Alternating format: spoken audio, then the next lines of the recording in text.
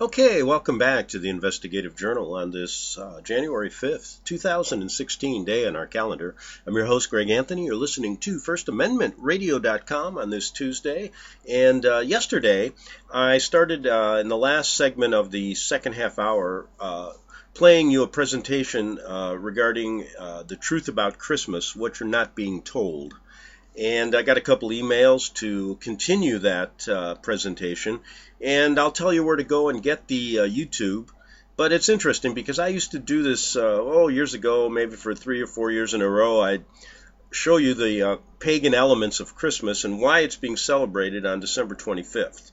I didn't want to dampen your holiday spirits this year, so I thought I'd wait till afterwards. But it's well worth listening to if you really wonder about why they chose December 25th, and what really the big guys in the Vatican are worshiping on that day. Here we go. It has been called the Day of Days. It is a time of magic, pageantry, warmth, generosity, and love. For many of us, our fondest childhood memories revolve around the traditions of Christmas. It is a time that many around the world celebrate as the birth of Jesus Christ, the Savior and Messiah of mankind. In recent years, however, the spiritual holiday has become a time of mass marketing and crass commercialism. Incredibly, many businesses derive more than half their yearly income during this period.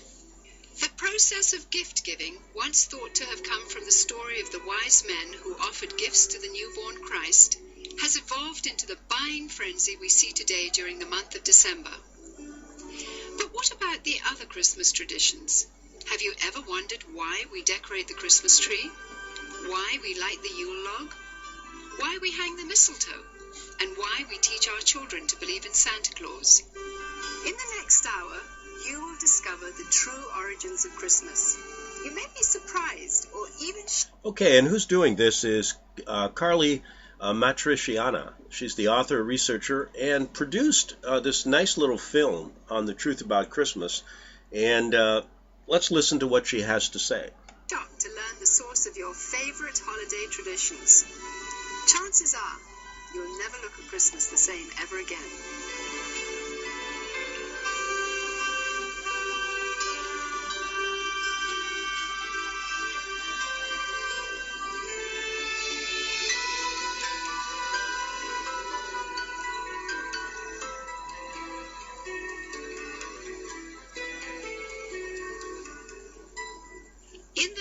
Hemisphere during late December, the days are at their shortest lengths and the nights are at their longest. For those of the pagan world, this has always been the greatest time of the year to celebrate and practice the works of darkness. The pagan calendar identifies this period as the winter solstice. It was during the pre-Christian midwinter pagan celebrations of Scandinavia's Norsemen where today's Christmas traditions began. As a means of honoring the pagan sex and fertility god Yule, a 12-day celebration during the month of December was inaugurated. A large single log considered to be a phallic idol was lit on fire and kept burning for 12 days. Animal or human sacrifices were offered in the fire on each of those days. Wild, delirious reveling accompanied the daily sacrifices as drunken participants defiantly strove to make contact with spirits. 1,000 miles away in pre-Christian Rome, celebrants were paying homage to their own gods during the winter solstice. Witchcraft traditions hold that a number of pagan gods were given birth during this period, including Dionysus, Attis, and Baal, chief male god of fertility and licentiousness. Another pagan god from Persia, identified as Mithra, was said to have been born specifically on December 25th. Mithra was the god of the unconquerable sun, the god of the light between heaven and earth, worshipped at that time by an influential Roman cult. His birth symbolized an end to the long nights and a return to the dominance of the sun. During the month-long winter solstice celebration, courts in Rome were closed. Any and all crimes were allowed. Homosexuality, cross-dressing, and uncontrolled debauchery reigned supreme. Rome's order was turned upside down.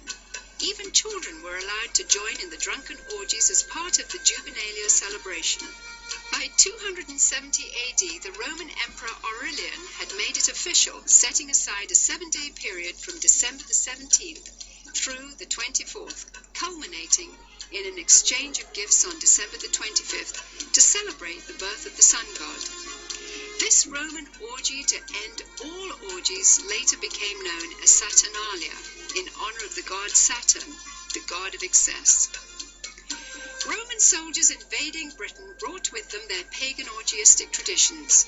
Upon taking root in England, Saturnalia became known as the Festival of Fools, reigned over by the Lord of Misrule. By the 4th century, the influential government-sanctioned Church of Rome, unable to outlaw the growing number of pagan practices, chose instead to adopt them into their so-called official Christianity. The Church believed this would attract more pagans to their fold. Up until this time, the birthday of Jesus Christ, the Jewish Messiah, had not been celebrated at all. Ignoring scriptures, however, indicating that the birth probably did not occur during the winter, the Church nevertheless confused biblical history and made Jesus' birthday coincide with the pagan god Mithra. The birth date of the sun god had now become the birth date of the Son of God. It was hoped that the pagan celebrations of Saturnalia would merge into this new legally sanctioned form of Christianity.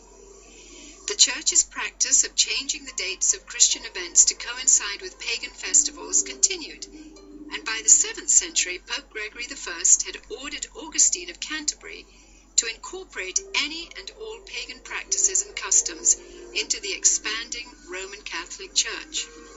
During the Middle Ages, the debased Mardi Gras atmosphere of what was now known as Christ's Mass had reached a fevered pitch.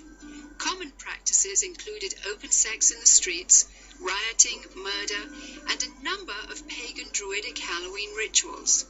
This blood-drenched celebration got so out of hand that by 1652, following the execution of King Charles I, Christ's Mass was finally outlawed in England.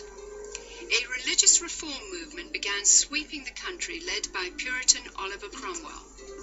The Puritans took the biblical mandate seriously, which commanded that Christianity remain pure and separate from paganism. Despite their noble efforts, the celebration simply went underground, and by 1656, after only 4 short years under the ban, the public's demand for the legalization of Christ's Mass had become insurmountable. The appointment of Charles II to the throne restored England's monarchy, and with it the celebration of Christ's Mass. The Puritans had lost England, but they held high hopes for the new world. When the first settlers came from England, they were, for the most part, Puritans. They came here for religious freedom. They came here to be free to worship God without a hierarchy and without the corruption of the organized church that they had known before. And when they came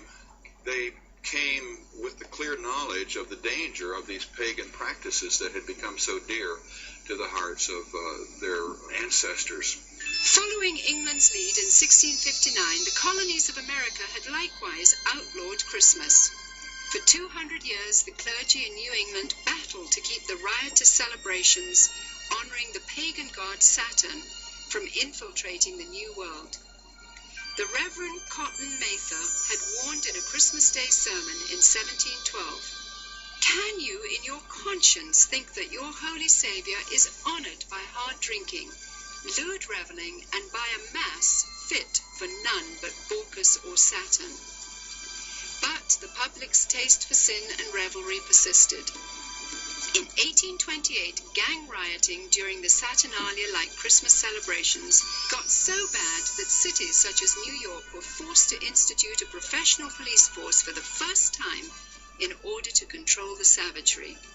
Christmas was not widely celebrated. In many cases, many places, Christmas celebrations were actually outlawed.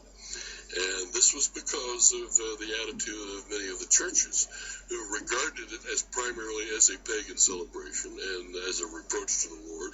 By the mid-19th century, American churches were the last remaining holdout in the war against the validation of Christmas. However, they too finally succumbed as a result of the efforts of the American Sunday School Society, who began advocating Christmas programs for children as a method of filling the pews. The Society argued that children could be taught about the birth of Christ through the reenactment of the Nativity.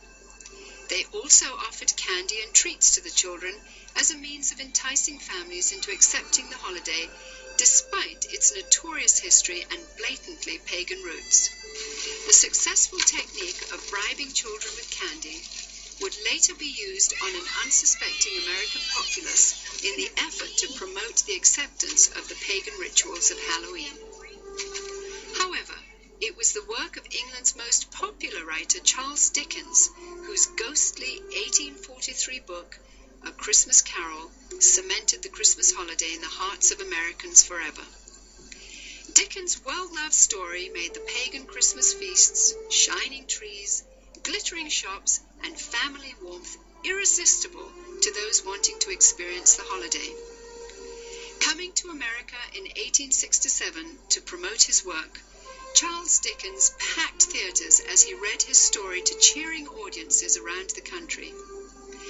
A Christmas Carol gripped America and destroyed any final attempt to stop the evolution of Christmas.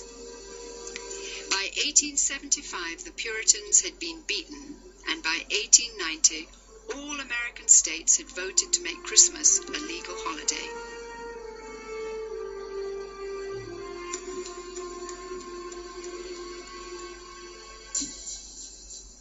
Today's tradition of the Christmas Yule log stems directly from the worship of the pre-Christian Scandinavian fertility god Yule.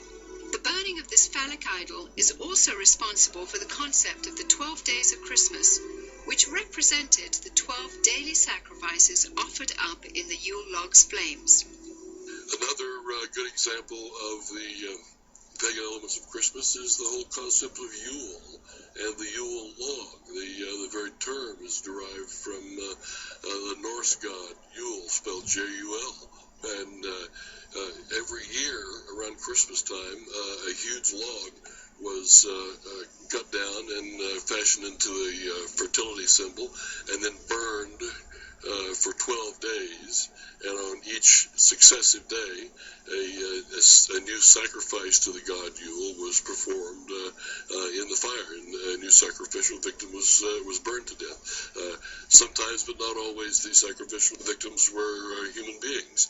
And the whole notion of the 12 days of Christmas also comes to us from this Norse pagan tradition.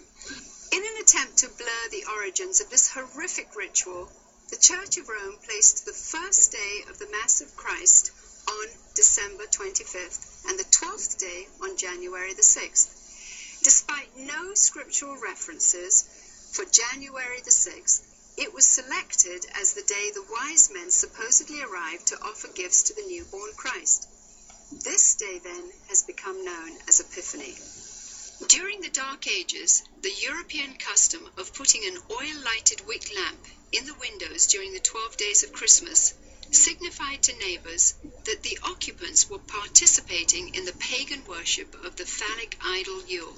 In today's commercialism, this is where we get the tradition of decorating our houses with Christmas lights. The Yule log custom was originally brought over to America by Scandinavian immigrants during the 1600s. And despite attempts to ban the tradition, it has stayed with us to this very day. Today, when we wish someone Yuletide greetings, we are in a sense invoking the power of the fertility god Yule upon that person.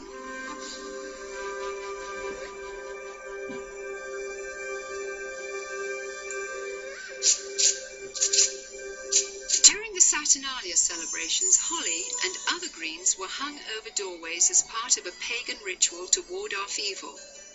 To deck the halls with boughs of holly was to acknowledge the powers of the nature gods. According to Wiccan rituals, placing holly or other greens in the shape of a circle or wreath accentuated its magical power. Similarly, mistletoe, when used in the casting of Wiccan or Druidic spells, could render a woman helpless and open to sexual exploitation.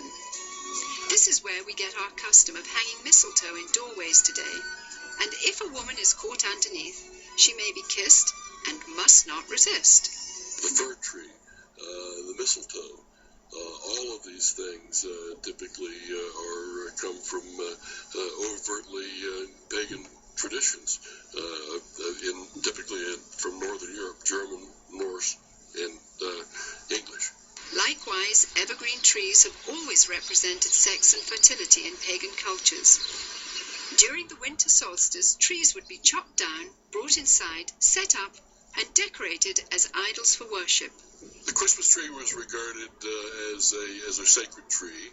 The pagans of Northern Europe typically worshipped trees. They regarded trees and groves as sacred. So the bringing of the tree into the house would be a way of bringing this supernatural source of blessing into your home. That was the whole idea, that there were spirits who resided in the trees. In the Middle Ages, the tradition of the winter solstice Christmas tree primarily took root in Germany. During his reign, King George I, himself of German extraction, brought the custom to Victorian England. German immigrants settling in Pennsylvania did the same in America during the early 1800s. In 1848, the London Illustrated News published this famous engraving depicting Queen Victoria and her royal family beside a decorated Christmas tree. And within a few years, nearly every English household had their own tree in allegiance to the monarchy. By 1900, the U.S. Forest Service estimated that at least 1 in 5 homes in America had adopted the Christmas tree tradition. Thousands of years earlier, God, speaking through the prophet Jeremiah, warned against this pagan practice in the Old Testament.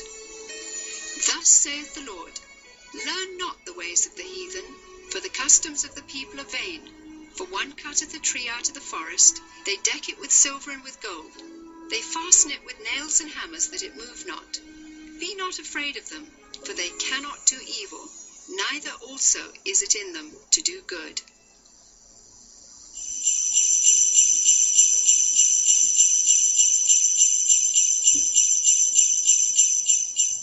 Santa Claus is another good example of a pagan element of Christmas. Santa Claus, as we know him today, is an amalgamation of several different traditions, but in most cultures throughout the world, you will find the existence of what is known as hearth gods, gods who guard the hearth and the chimney and keep the fires burning and make sure the food cooks properly and the people are warm and what have you.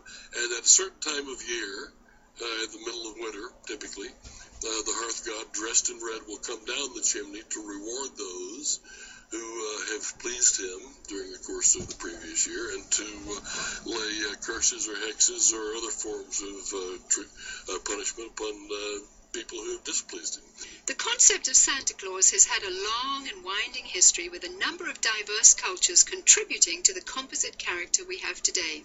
Beginning once again in Scandinavia, Santa's original incarnation was in the form of Odin, the pagan god of thunder, a tall fellow with a long flowing beard who inhabited the spirit-infested Nordic forests.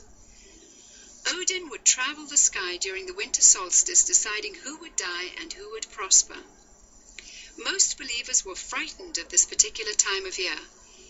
In England, Odin eventually evolved into Father Christmas, who, crowned with sprigs of holly, travelled the countryside getting roaring drunk as part of the Festival of Fools celebration. Frequently, he would be accompanied by a horned goat, ironically the biblical symbol of those who reject the salvation of Jesus Christ. According to the traditions of the Church of Rome, there was a Turkish bishop named Nicholas who hailed from Myra in Asia Minor during the 4th century. He was known as the patron saint of seafaring men.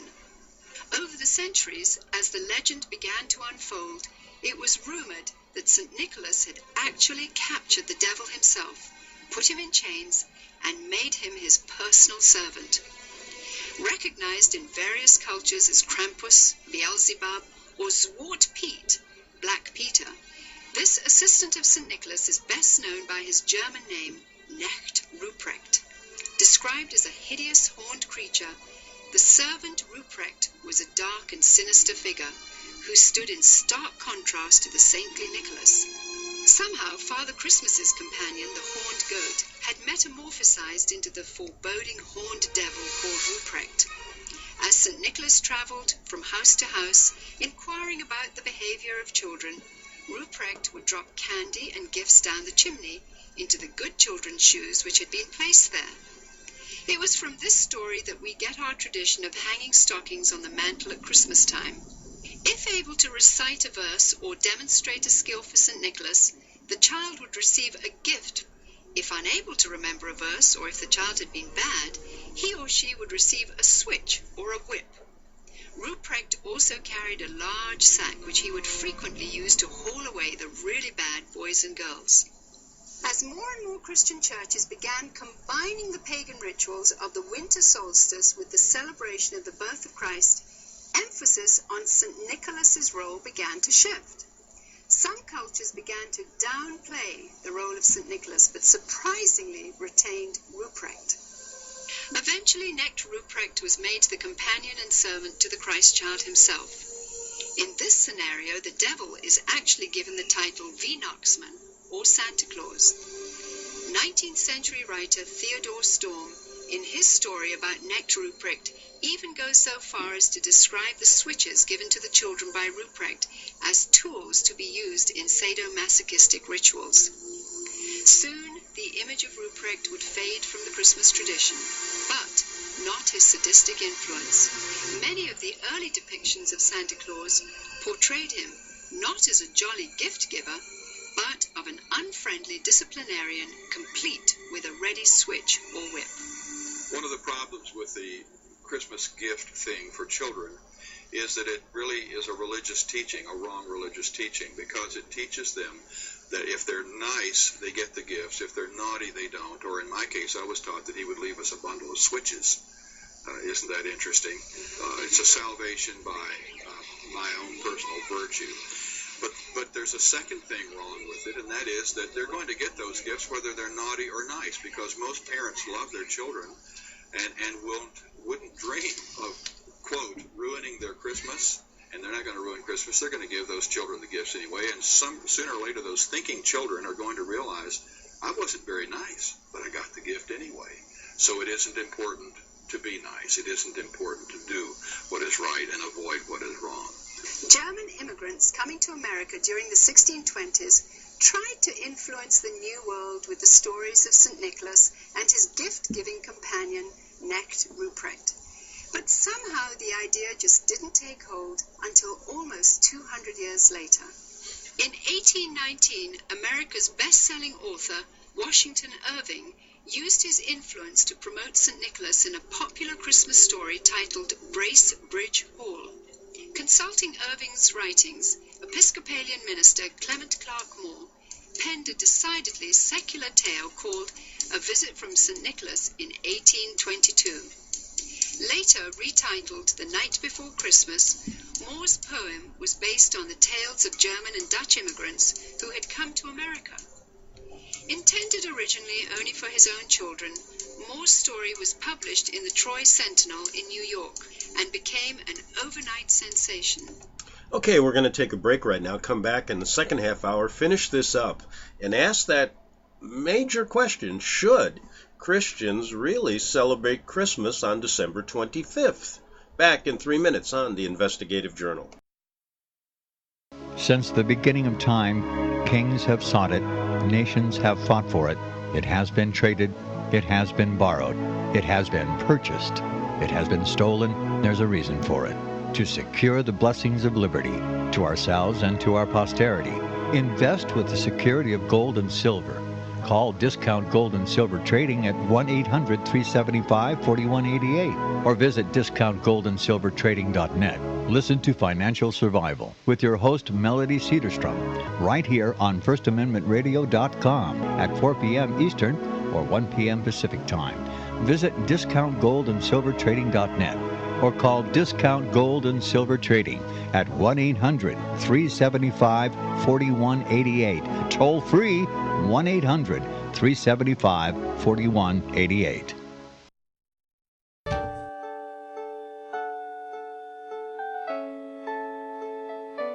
The program you are listening to is 100% sponsored by you, the listener, on this First Amendment Rights Media channel. You will notice that there are few commercials on this radio network. There's a good reason for that. Corporate advertising dollars come with strings that limit program content.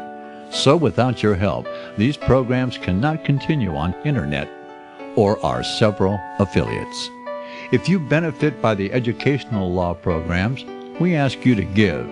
If you are admonished or nurtured by the Bible and ministry programs, we ask you to give. If some voice a cause that you are passionate about, we ask you to give.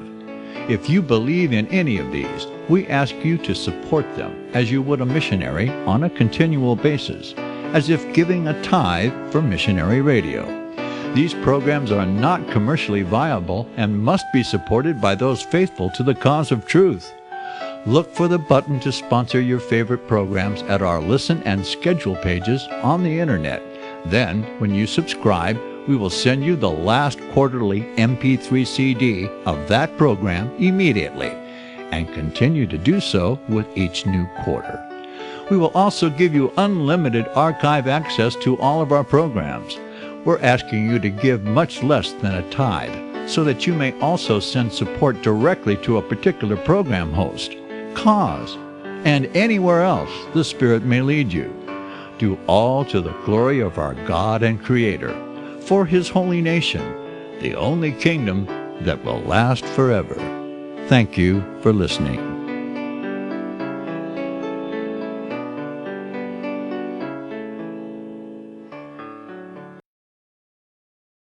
Okay, we are back for the second half hour of the Investigative Journal on FirstAmendmentRadio.com on this January 5th, 2016 day on our calendar.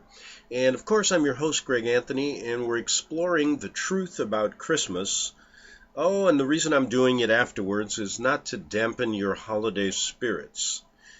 We're going to finish this up, the truth about Christmas, what you're not being told. And you can get this YouTube by Googling that title.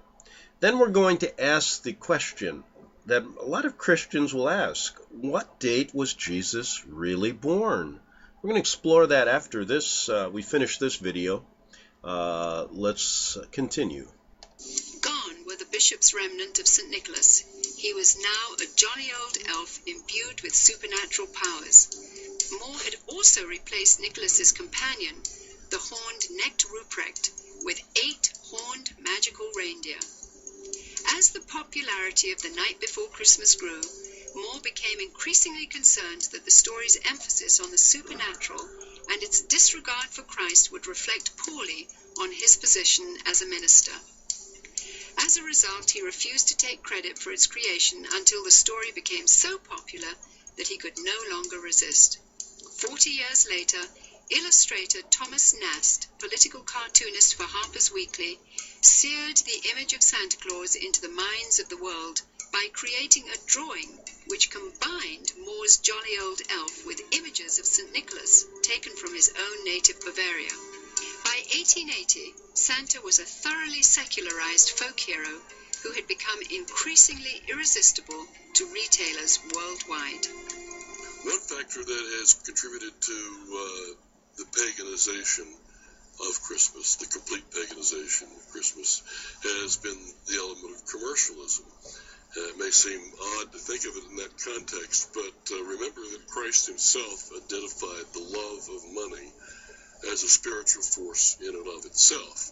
And where it comes into play, it has a kind of naturally hostile effect on the gospel and the Christian faith. So the commercialization of Christmas has helped to highlight the pagan elements and to drive the overtly Christian elements further underground. To me, the most obscene thing about Christmas celebrations and customs as we know them is that as a result of these things, Jesus is displaced in the hearts of children by Santa Claus. the love, affection, appreciation, trust, the desire to emulate, these things that they should have in their hearts and minds as growing children for Jesus himself, to whom they owe everything. Instead, this has been stolen. This has been raped out of their hearts, in a sense, and displaced by the myth of Santa Claus. He takes the place of God or of Jesus Christ in the special world that is Christmas. He has supernatural knowledge of your history. He has supernatural knowledge of your present, of your attitudes. He's keeping a list. He knows who's naughty and nice. Your parents don't even know that.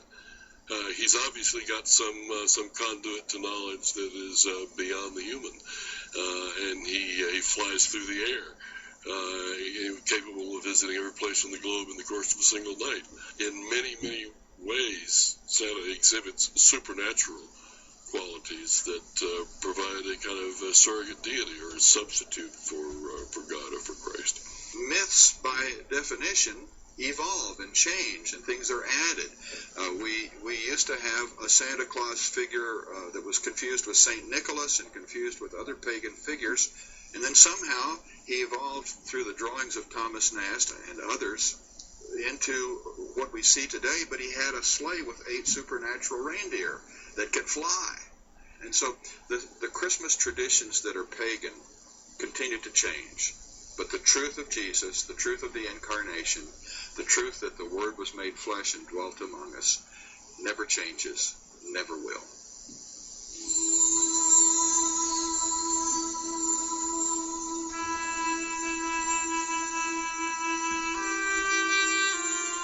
Various scriptures in the Bible, including the 2nd chapter of Luke, record the events surrounding the birth of the Messiah.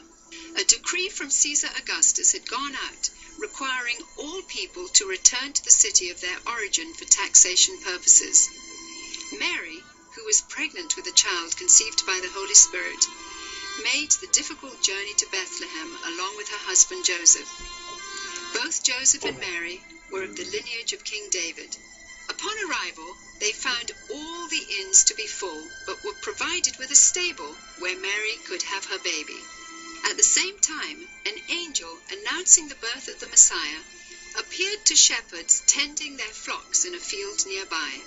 The stunned shepherds hurried to Bethlehem and found the baby Jesus lying in a manger just as the angel had declared.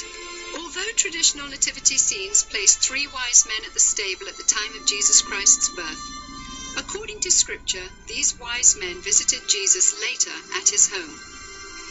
Because 3 gifts are named, gold, frankincense, and myrrh, tradition says 3 men gave them, but exactly how many wise men visited Jesus is not known. The birth of Jesus Christ miraculously fulfilled a number of Old Testament prophecies about the coming Messiah, including that he would be born in Bethlehem, that he would be born of a virgin, and that he would be a descendant of King David's. The concept or the idea of celebrating the birth of Jesus once a year had apparently never occurred to the Church Fathers. In the first 3 centuries of the Church's history, there was no such thing. And I think God perhaps very carefully avoided telling us in the Scriptures when he was born. We can be sure of one thing: it wasn't in late December, and because in the first place, shepherds don't abide by their flocks in the fields by night in late December. It's too cold. They take them out in the morning to pasture, protect them while they eat all day, and then bring them back in at night. So it wasn't in late December. It's an interesting thing, and perhaps an intellectually tantalizing thought to try to figure out when he was born. And it can be done within limits, and if it mattered, and apparently it doesn't matter to God, he was probably born in late September. Some scholars point out that according to Scripture, the birth of Jesus may have taken place in the first day of the Feast of Tabernacles, or September 29th. Ironically, this would have placed his conception right around December 25th. The timing of other events such as the temple service of Zacharias and the pregnancy of Mary's cousin Elizabeth lent credence to December 25th as being the date of Jesus' conception.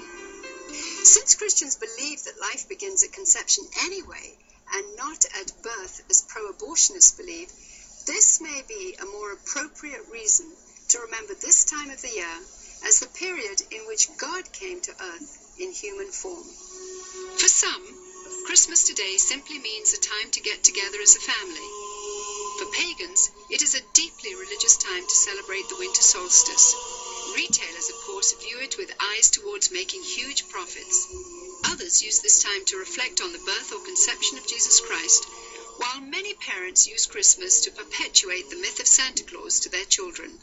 In order to carry on this myth of Santa Claus, we must lie to our children. We must deceive them. We literally must lie to our children. And one of the wonderful things about children is that they naturally believe everything that we tell them when they're small. They trust us to tell them the truth. And if we deceive them in this way, it has to be destructive, because at some point in their future lives, they're going to wonder if other things we told them were true. The things we told them about the Lord, were they really true? It plants the seeds of doubt. And anyway, it creates disappointment. It creates disillusionment. To my mind, the question is not so much whether to celebrate Christmas or even how to celebrate Christmas, but to be able to make any decision knowledgeably. Whether you celebrate it or you don't celebrate it, you should know why you're doing so. You should understand what the pagan roots of Christmas are, and with that knowledge, you can discount them or ignore them if you choose to do so. It is not the purpose of this film to tell you which Christmas rituals should and should not be practiced by you and your family. This is between you and the Lord. What Christians should be most concerned about, however, are the growing pagan influences infiltrating every area of our rapidly degenerating society. Recently, we took our cameras to the Nevada desert, where we witnessed 35,000 pagans from around the country participating in a week-long celebration of sex, drugs, and hedonism. Here, everything was permissible and encouraged, except for the adoration of Jesus Christ. In nearly every ritual performed, Christianity was mercilessly mocked and despised. Each year, the numbers of participants continues to grow. Its attraction is expanding worldwide as it recruits through the internet. It is sobering to witness what could be the wave of the future unfolding before our eyes. It is not only permitted in the public schools, in the government schools, to celebrate holidays. It is encouraged and in some instances required. But with this condition, they must be pagan. They must not be Christian. And Christmas time, they are certainly encouraged to put on Christmas programs and Christmas plays. But all references to Jesus, all references to the gospel, all references to the incarnation, all references to God must be omitted. They sing about Santa Claus, they sing about Rudolph the Red-Nosed Reindeer, and God only knows what else they sing about that isn't scriptural. Since the pagan elements in Christmas are so strong, and they provide virtually the entirety of the structure and the content of the holiday, there is no Christian element in the holiday. Therefore, it becomes the ideal, politically correct, culturally diverse, multicultural holiday for everyone. In the 17th chapter of John, Jesus taught that it was appropriate for his followers to be in the world, but not of the world, meaning that we should be involved in our world so as to have a positive influence, but not become corrupted by it. The mighty Joshua, in challenging his people, said, "Now therefore fear the Lord, and serve him in sincerity and in truth, and put away the other gods which your fathers served. Choose you this day whom ye will serve, but as for me and my house, we will serve the Lord." Rather than setting aside a few days of the year to remember the Lord, Christians should live with a day-by-day, moment-by-moment dedication of their entire lives to Jesus Christ. Then, and only then, will they be able to have victory over pagan influences and to have an impact on society for God the Creator. To those with a heart for evangelism, Christmas time provides a wonderful opportunity to tell others about the true gospel, about God's plan of redemption, and the real purpose for Jesus Christ entering the world.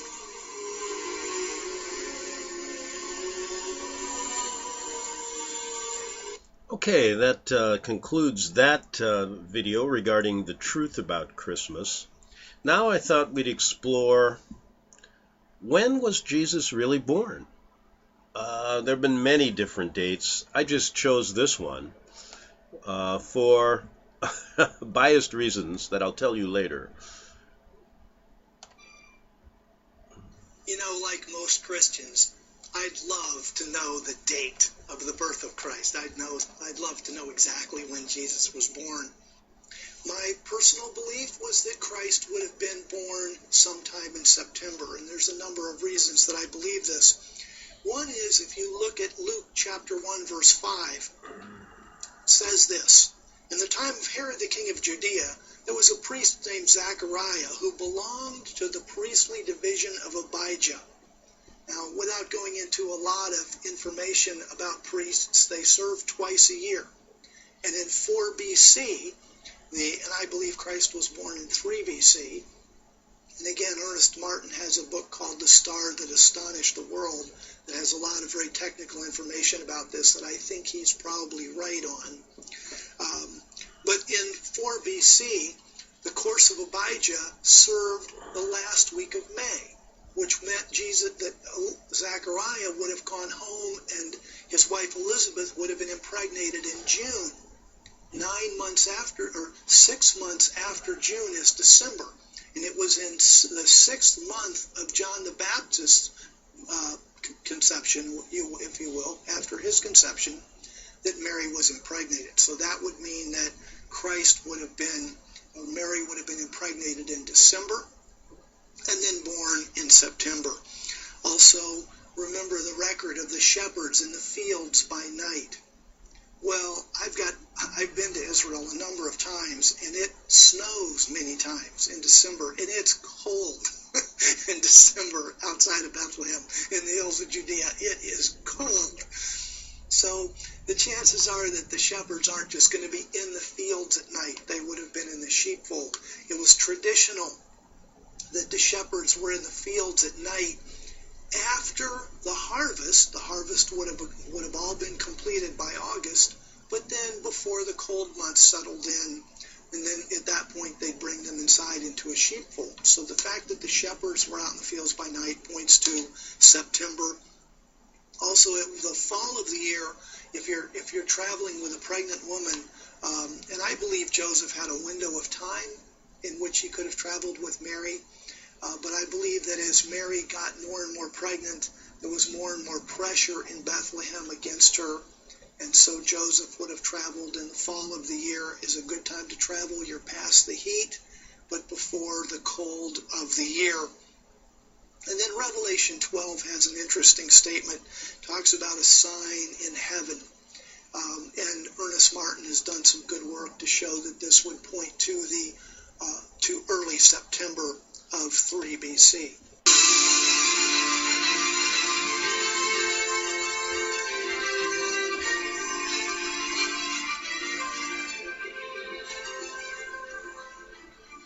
I am in a program called Stellarium, and what I would like to show you, if you have not seen this before, I would like to show you the Star of Bethlehem.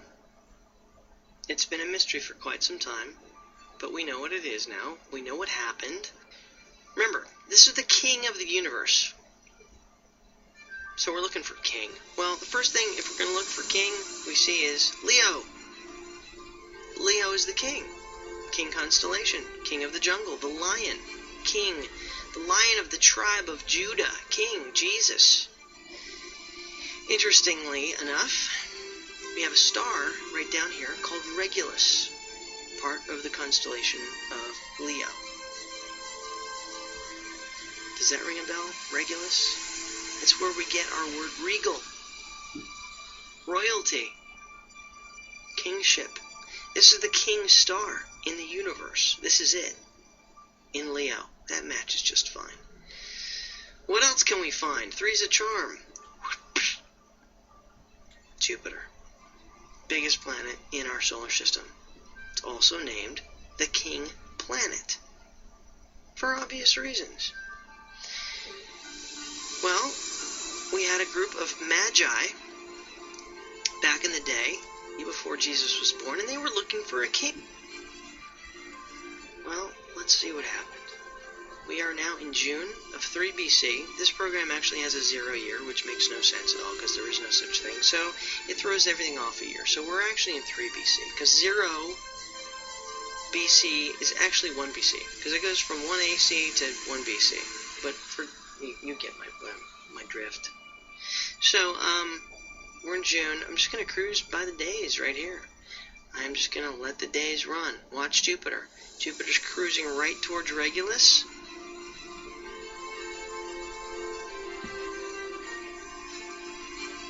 Notice what Mercury just did? Did you see that? Let's go back. Watch. Mercury just like made a U-turn. Did you notice that? Pretty weird. Check it out. Watch Mercury.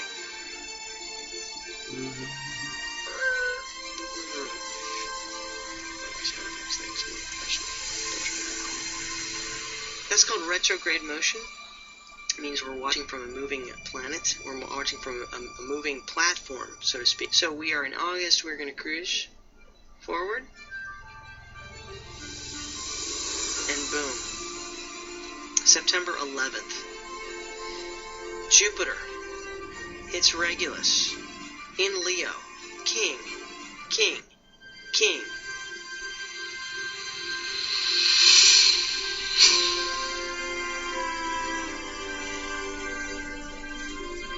I want to read this to you. The Roman Catholic Church in approximately 360 AD held a special Mass while the pagan world celebrated Saturnalia, a feast honoring the birth of their sun god Nimrod, who was the father of all Babylonian gods, whom they offered child sacrifices.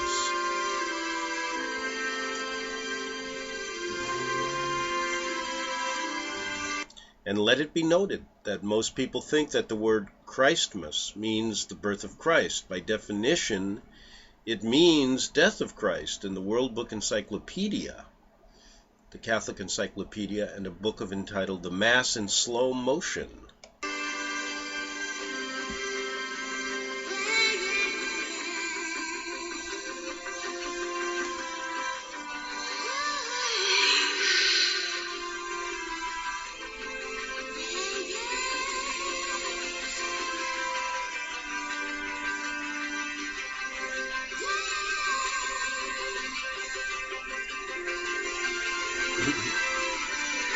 And this little video is saying that this pagan counterfeit church needs to be broken away from. It's time, it says.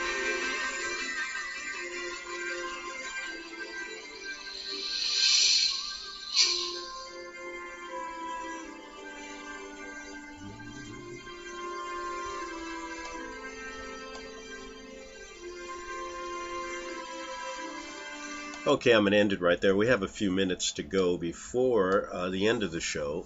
And the question I ask, that last part, the guy was taking a computer program and how the stars move. Now, whether you believe there's planets or let's just call them stars, he lined up those 3 stars that talk about the king on that date of September 11th. That's where he got that date. So whether that is exactly the way it is or not, I chose it because that's my birthday, by the way. And many others have September 11th as their birthday as well. So anyway, that's why I said it was a biased look at it.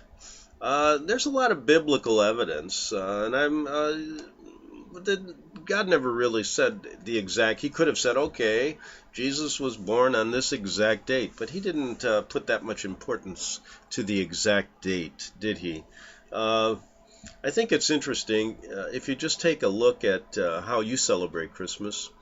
I remember one point I was doing these shows years ago and people were saying, yes, we should ban that holiday, etc., etc. And others said, no, you can still celebrate the birth of Jesus amongst all of the gift giving and every pagan element. I think the best statement in that whole video was that understand what this pagan holiday really is about, so that you can maybe teach others the true meaning of that, of what you're really celebrating. That's the way I look at it. But it's good to know exactly why the world has chosen to celebrate it the way it has.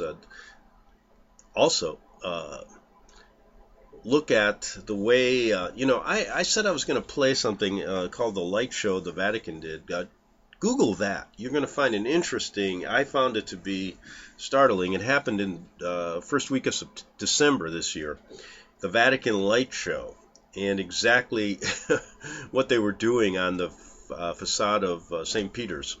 You have to go and look at it. It's an amazing adventure, so to speak. Well, listen, we're about out of time on the Investigative Journal, so I wanted to mention, go to my website at Arctic, that's ARCTICBEACON, and you can get a lot of my old shows dating back almost 10 years, and catch up on a lot of history that's been lost to us. I've gotten a lot of articles written in the past regarding that, so that you can put that information together, what you learn in school and what you learn just about the world, what the world tells you happened in the past, as well as many stories regarding the Vatican-led New World Order. We're all out of time. Thanks for listening. We'll be back tomorrow on the Investigative Journal here on FirstAmendmentRadio.com. Okay, and see you tomorrow. Visit crosstheborder.org, CROSS, crosstheborder.org, to get your print, EPUB, or PDF version of the book, The Rapture Will Be Canceled. That's crosstheborder.org. I know you all want answers, and believe me, so do I, and I'll do my best to get them. Despite Nicolas Cage's promise to do his best to get left behind rapture answers for us, don't hold your breath.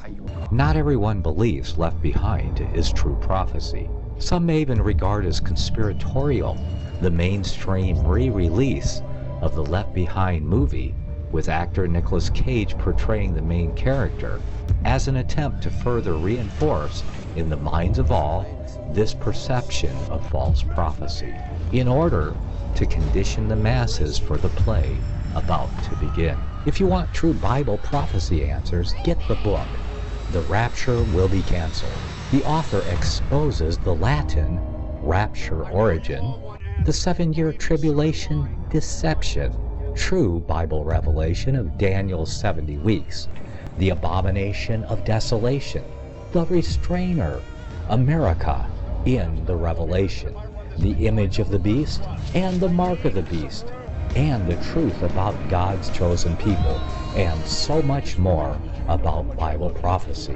This book will shatter the Left Behind paradigm of future events. Get the book, The Rapture Will Be Canceled.